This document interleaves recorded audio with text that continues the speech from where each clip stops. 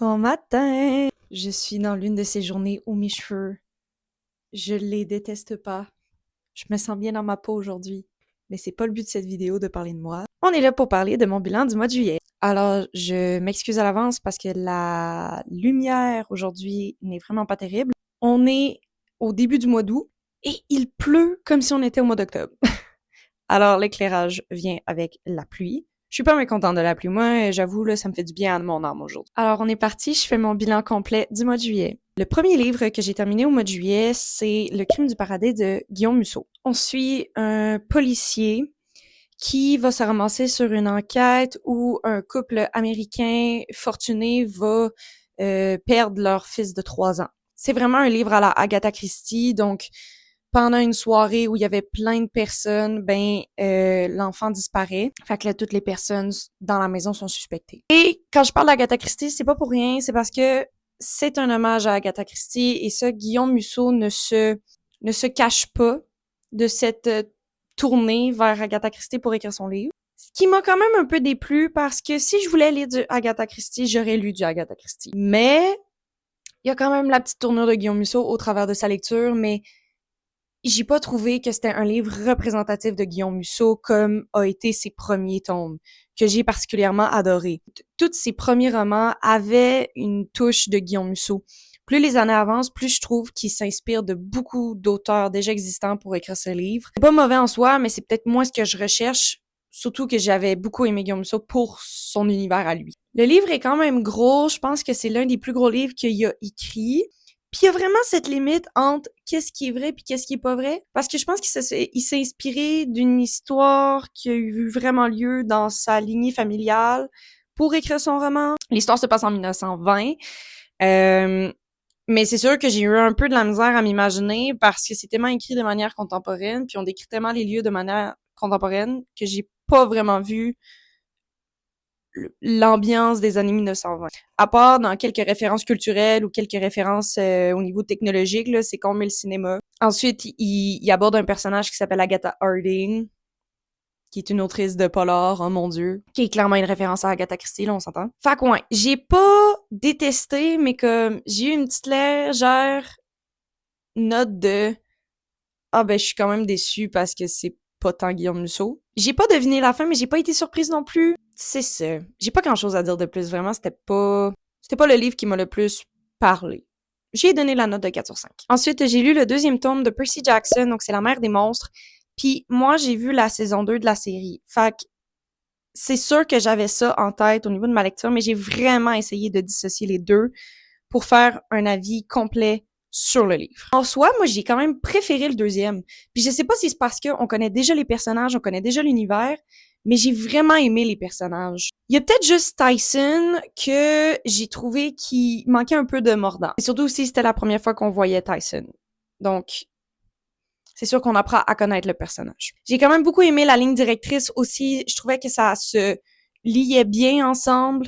Ça se comprenait bien, ça se lisait vite. Il y a quelques informations, par contre. Puis tu sais, c'est ça. C'est que moi, j'ai vu la série, fait il y a tout le temps des trucs que j'étais comme, ah, ben, il y avait ça dans la série, alors que je suis comme, non, non, concentre-toi sur le livre. Mais il y a quand même des petites informations que je trouvais que c'était comme pris pour acquis dans le livre. Moi, il y avait des affaires que je savais justement à cause des références visuelles. Mais vraiment, il y a des moments où j'étais comme, mais OK, comment on sait ça, genre? Mais vraiment, j'ai adoré le personnage de Percy Jackson, j'ai adoré l'évolution de la relation entre lui et Annabeth.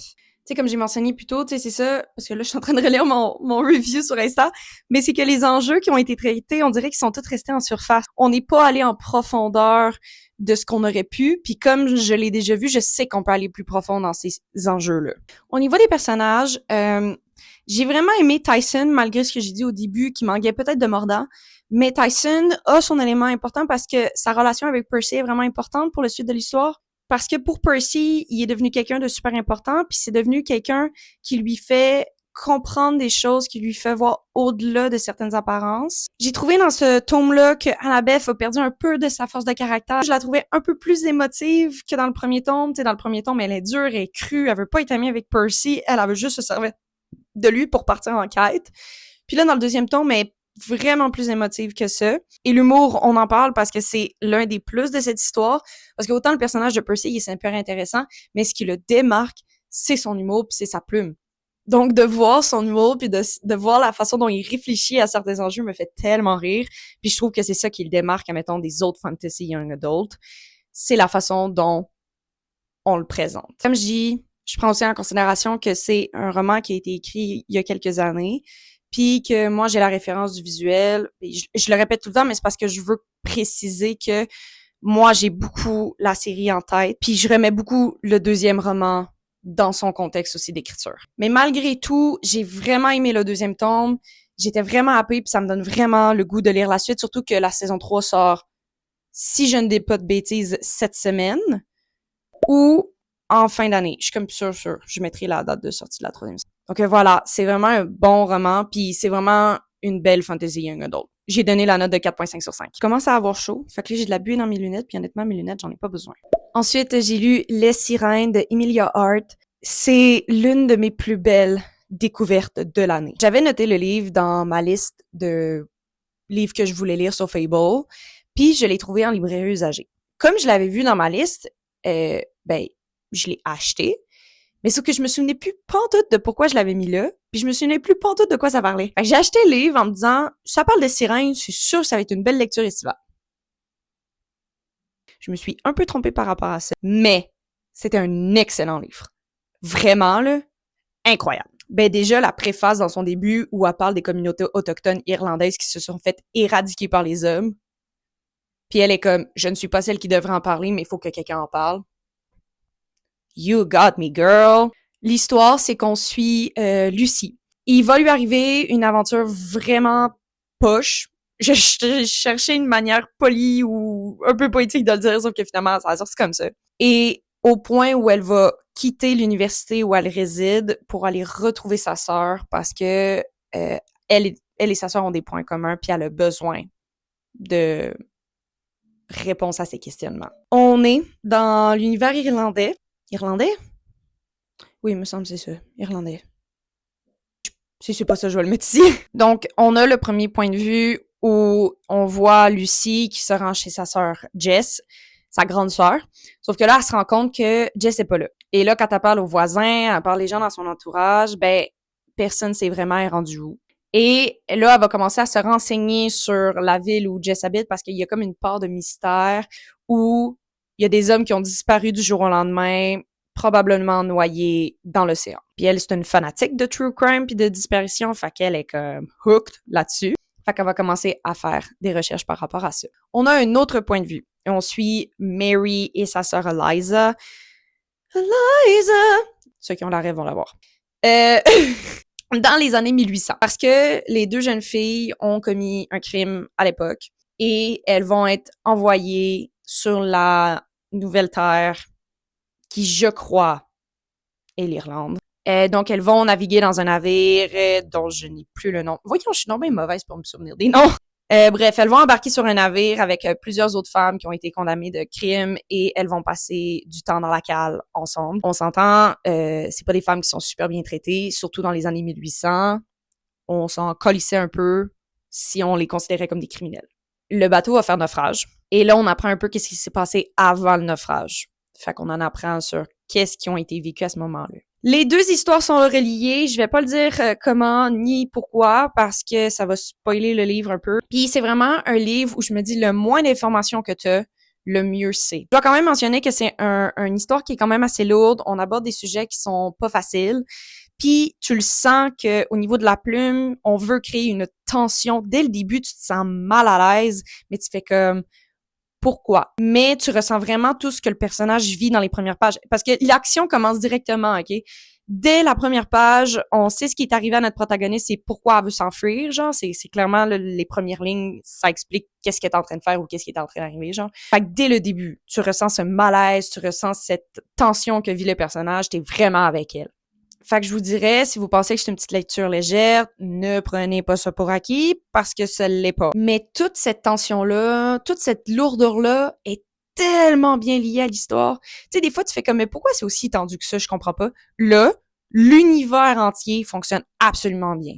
Les personnages sont incroyables, que ce soit Lucie, Jess, qu'on apprend un peu sur elle parce qu'on va retrouver son journal intime. On en apprend aussi sur Mary et Eliza. C'est ça, Eliza. Si je me trompe encore une fois, je vais le mettre ici. On se retrouve dans une enquête familiale, OK? C'est vraiment ça qui se passe. Puis on aborde aussi les traumas intergénérationnels.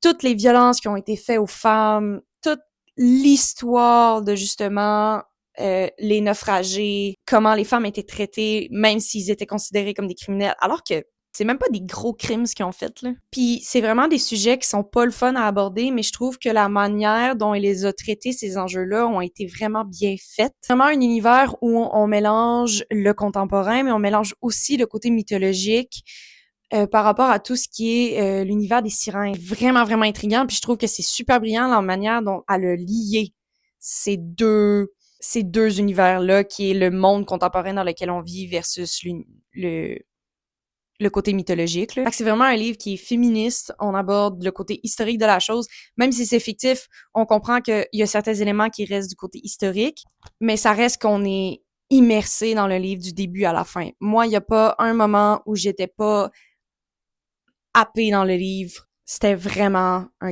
très, très bon livre. J'ai vraiment adoré ce livre. C'est incroyable. La plume aussi est magnifique. Comme je dis, ça ramène vraiment à cette tension-là dans l'histoire. La plume fonctionne super bien. Et vraiment, j'ai donné la note de 5 sur 5, puis c'est un coup de cœur. Ensuite, j'ai lu le tome 2 de la série La fille du roi pirate, qui est La fille de la reine sirène.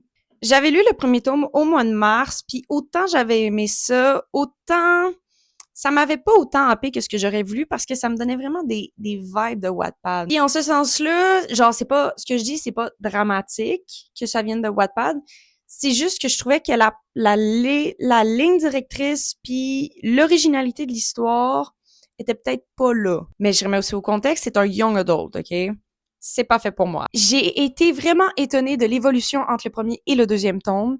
Il y a vraiment eu un step qui a été pris, que ce soit au niveau du traitement, que ce soit au niveau de comment l'histoire est construite, que ce soit au niveau de du développement des personnages, surtout que les personnages, on les connaît déjà. Que ce soit au niveau de la plume. Tu sais, justement, j'ai pas senti ce truc-là de genre, ah, c'est un petit peu quétaine sur les bords. Genre, vraiment, là, genre, j'étais happée par l'action, j'étais happée par mes personnages. Il y avait une maturité qui s'est développée au niveau du personnage de Alosa que j'ai profondément adoré. Une maturité aussi émotionnelle au niveau de Ridden et d'Alosa. Vraiment, les deux, là, ils ont pris un step au niveau de la construction du personnage puis au niveau de l'évolution de leur relation. J'ai tellement aimé ça. J'aime aussi la création de l'univers, tu sais, bien évidemment, on était déjà au courant vu que, ben, on a une idée dans le premier tome. Il y a rien vraiment qui change dans le deuxième par rapport à ça. Mais vraiment, on découvre un nouveau pan aussi parce que dans la première histoire, tu sais, Alosa, elle est capturée.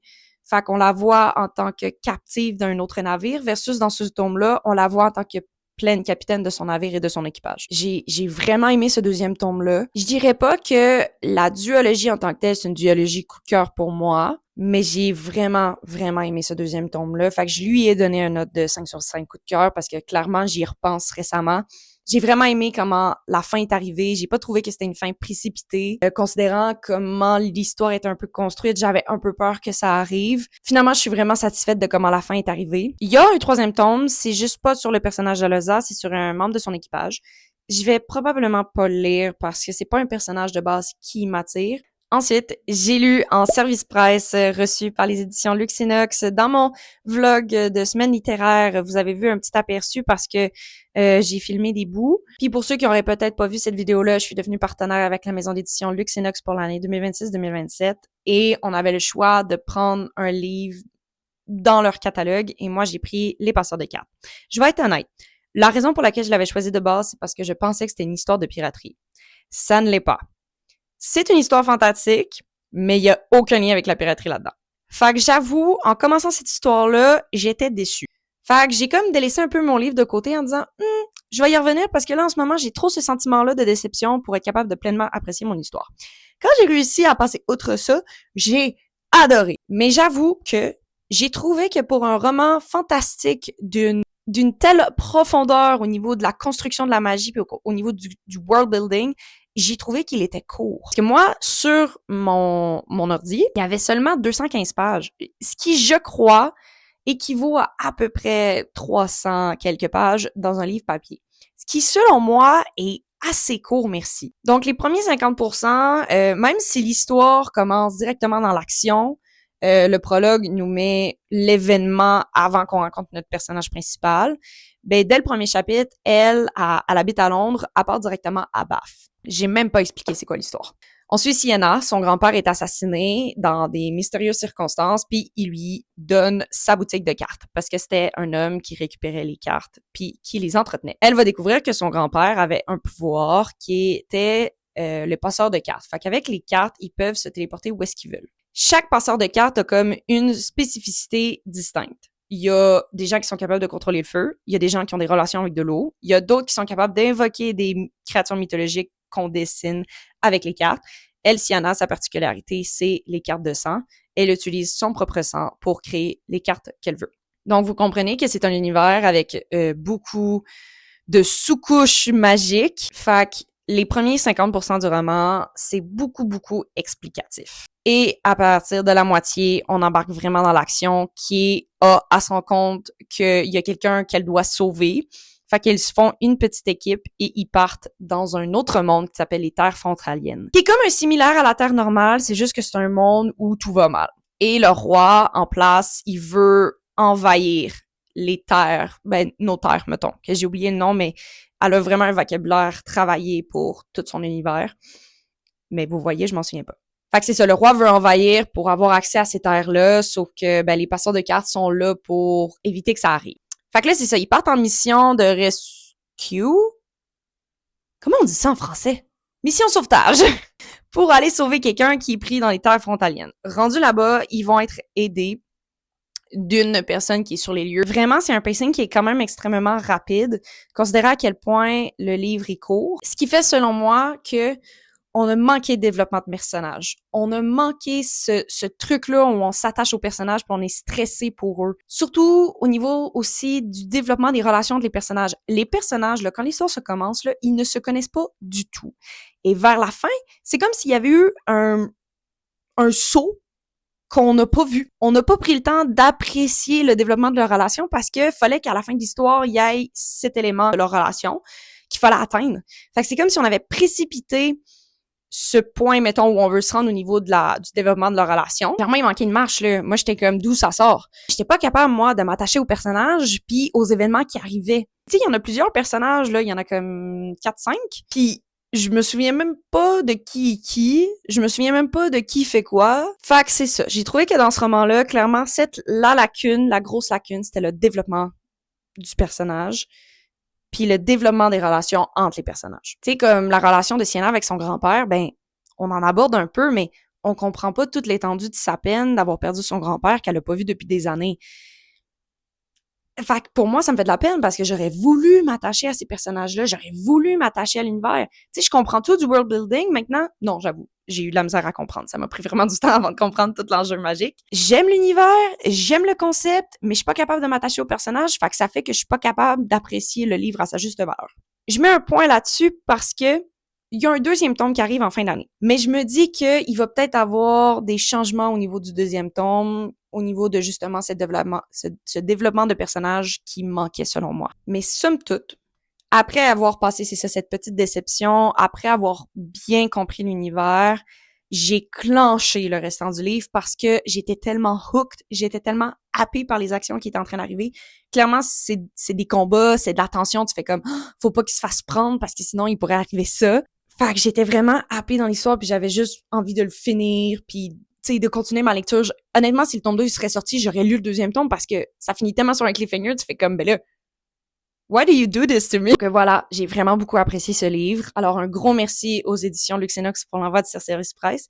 Je lui ai donné la note de 4.5 sur 5. Et malgré tout ce que j'ai dit, j'ai vraiment aimé l'histoire. Après avoir lu Les Passeurs de cartes, je suis rentrée dans un reading slum quand même gros. J'ai commencé comme 3 livres en même temps, puis il y a rien qui me tentait. Fait que je me suis dit que j'allais lire un livre qui était léger, qui allait me sortir de ma zone de confort, mais c'était juste pour dire, gars, je veux juste lire un livre. Fait que j'ai lu Flawless de Elsie Silver. Ça faisait longtemps que je voulais lire parce que je voulais lire de la cowboy romance. Puis j'ai su qu'il y avait une série qui allait être adaptée par rapport à cette série de livres-là. Fait que je m'étais dit, écoute, gars, je vais le lire. Puis honnêtement, j'ai été surprise parce que je vais être honnête, j'ai des préjugés, ok? surtout concernant les romances. Je suis toujours un petit peu plus picky par rapport aux romances que je lis parce que justement, ce côté quétaine, la manière dont les romances sont travaillés d'habitude, je sais pas, ça me parle pas. Fait que souvent, c'est pour ça que je lis de la romance québécoise, parce que rendu là, je suis comme, ben, rendu là, ça me dérange un peu moins de lire des romances. Mais c'est ça. Fait que ça fait en sorte que j'ai été vraiment surprise de cette histoire-là. Pour ceux qui connaîtraient peut-être pas l'histoire, on suit un gars qui fait du bull rider. C'est un des frères Eaton. Donc, les gars de la série de Chestnut Springs, c'est les frères Eaton. Donc, le premier, c'est avec Rhett, qui est le bull rider. C'est le plus jeune de la famille. Et il va le faire quelque chose qu'il aurait pas dû. Et là, il se fait surveiller par Summer, qui est la fille de son agent. Fait que là, sa fille va passer 3 semaines avec lui pour le surveiller. Il la considère comme sa babysitter parce que, genre, il fait tellement de niaiseries. Et ben là, il va avoir du développement entre les deux. Puis vous savez où ça s'en va. J'ai trouvé qu'il y avait un beau slow burn dans ce livre-là, puis une belle évolution et une belle maturité des personnages. J'ai pas trouvé que ça allait trop vite, j'ai pas trouvé que c'était trop lent non plus. Avant que la relation commence, on a été capable de s'attacher aux personnages de manière distinctive, ce qui fait en sorte que moi, j'apprécie la relation parce que on comprend mieux les personnages d'où ils viennent, on comprend c'est quoi le struggle, on comprend comment ils fonctionnent.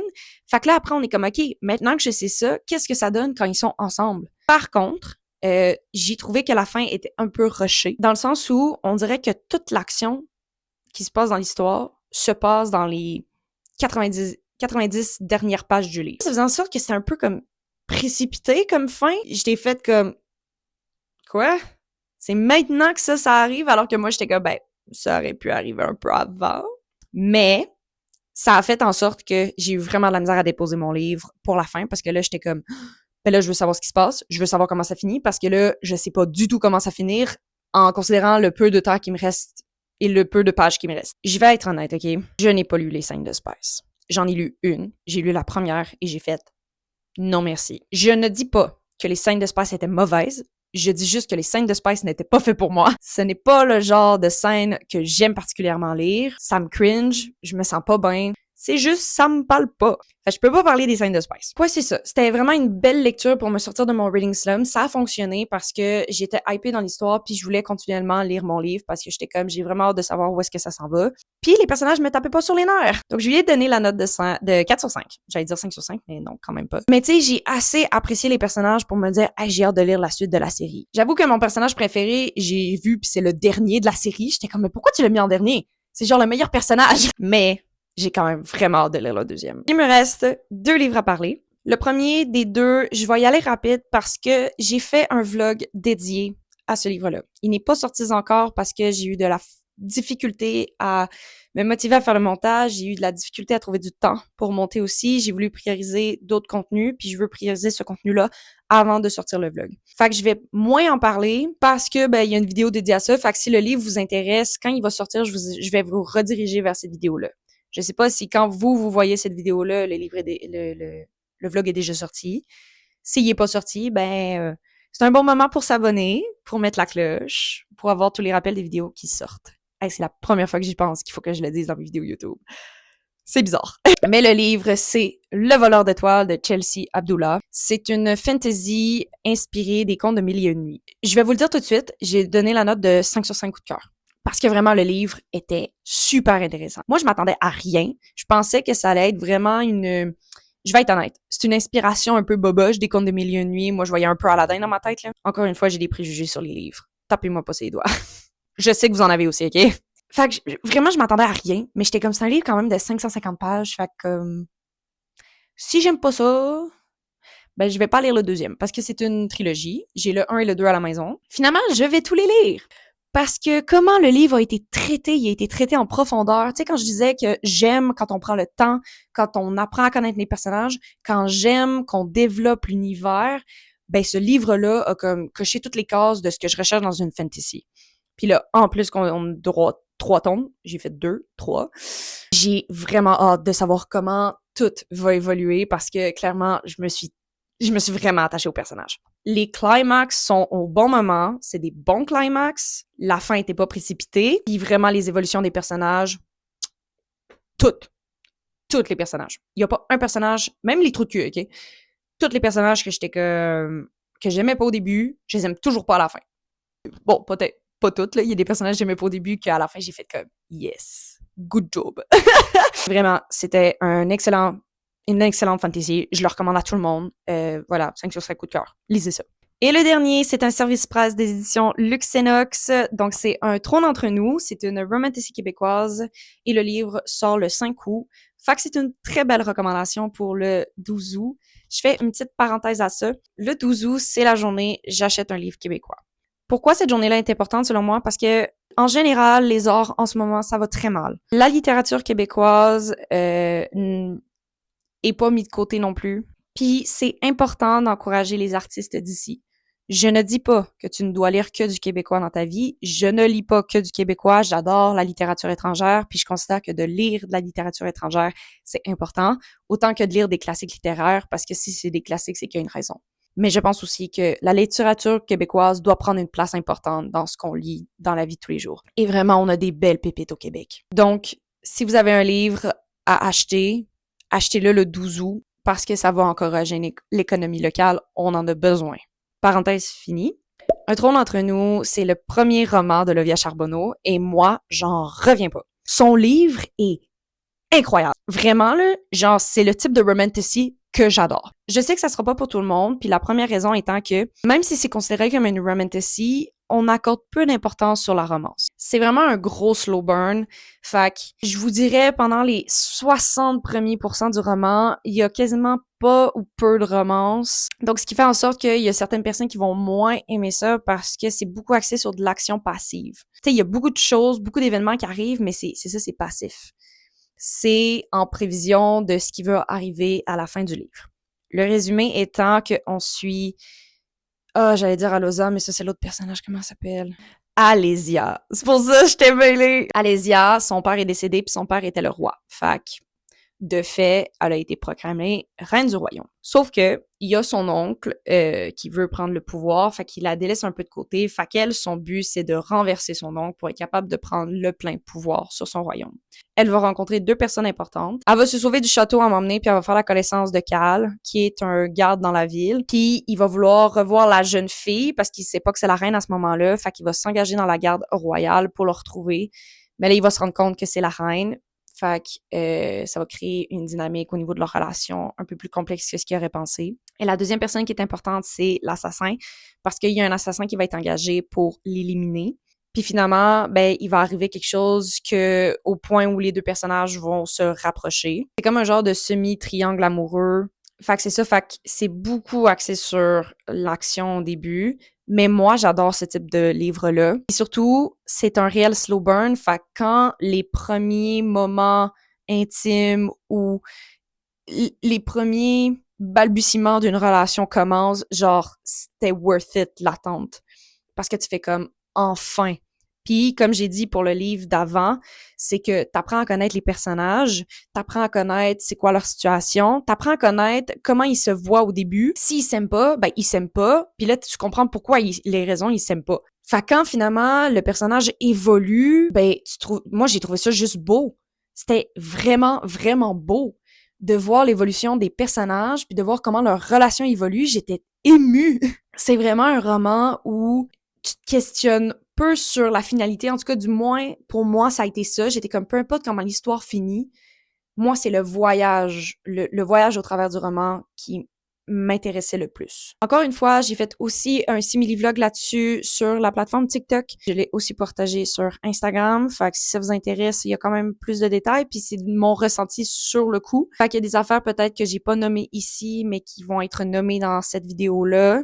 Fait que je vous réfère à cette vidéo si le livre vous intéresse. Mais vraiment, c'est bien construit. Les personnages sont tous attachants. Encore une fois, même les personnages pas le fun. Puis, ouais, vraiment, c'est incroyable. Il y a peut-être juste un personnage où il y a eu un déclic que j'ai peut-être moins bien compris. Peut-être que si je le relis un jour, je vais peut-être voir le « Ah, ça vient de là », tu sais. Comme c'est mon personnage préféré, ben comme... Je suis comme passée outre ça parce que j'étais comme, ben c'est mon personnage préféré, on s'en fout. Ah, puis la fin! Parce que moi, j'ai vraiment eu peur de la fin à comme 80% du roman, là. J'ai fait comme, oh, merde, est-ce que la fin, ça va être ça? Puis si c'est ça, ça va être précipité comme fin, puis j'aimerais pas ça. Finalement, c'était Écoute, j'ai jamais lu une fin comme ça dans un roman. C'était tellement brillant. Genre, j'en revenais pas. J'ai fini le livre puis j'étais comme, mais c'est parfait. C'est la fin parfaite. J'y attendais pas, mais c'est la fin parfaite. J'ai tellement adoré la fin, là. J'ai aimé tout le livre, là, je pense que vous l'avez compris. Du début du livre jusqu'à la fin, moi, j'aurais jamais pu prévoir que cette fin-là existait, genre, puis que ça allait être ça, la fin.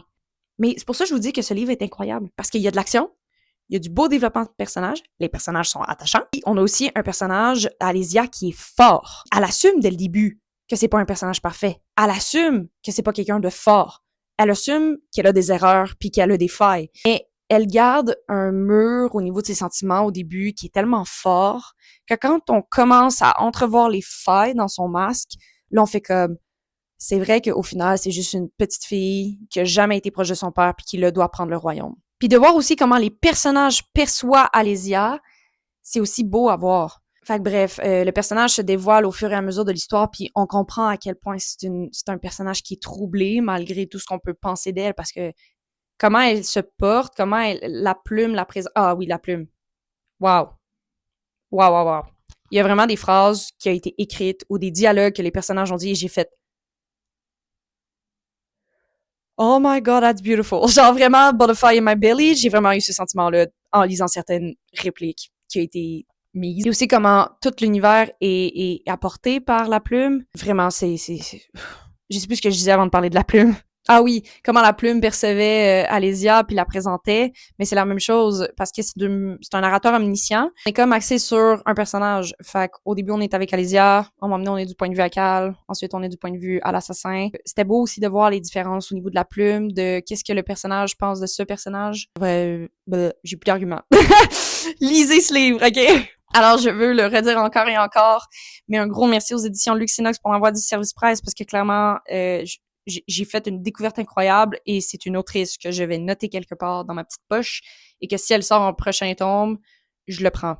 Aussi, c'est un stand-alone, fait que c'est pas une série de plusieurs livres, c'est vraiment juste un livre qui se passe en un tome. Mais si l'autrice fait un spin-off, je vais le lire. Genre, je m'en fous, je vais l'acheter puis je vais le lire direct. Donc voilà, 5 sur 5 coups de cœur, je pense que vous l'avez compris. Donc voilà, ça fait le tour des livres que j'ai lus au mois de juillet. Le mois d'août, ça va être que des livres québécois. J'ai vraiment, vraiment, vraiment hâte de vous reparler des livres parce que là, à date, les 2 livres que j'ai lus sont juste comme... sont vraiment bons. Fait que j'ai vraiment très hâte de vous en parler. J'espère que vous avez aimé cette vidéo. Si vous l'avez aimé, ben je vous invite à laisser un thumbs up. Comme ça, moi, ça me dit si vous avez apprécié la vidéo ou pas. Mettez-moi en commentaire c'est quoi votre meilleure lecture du mois de juillet, parce que moi, j'aime ça, avoir de nouvelles lectures en poche, quoique j'en ai pas besoin, mais j'aime ça. Donc voilà, merci d'avoir regardé, puis on se revoit pour une prochaine vidéo. Bye!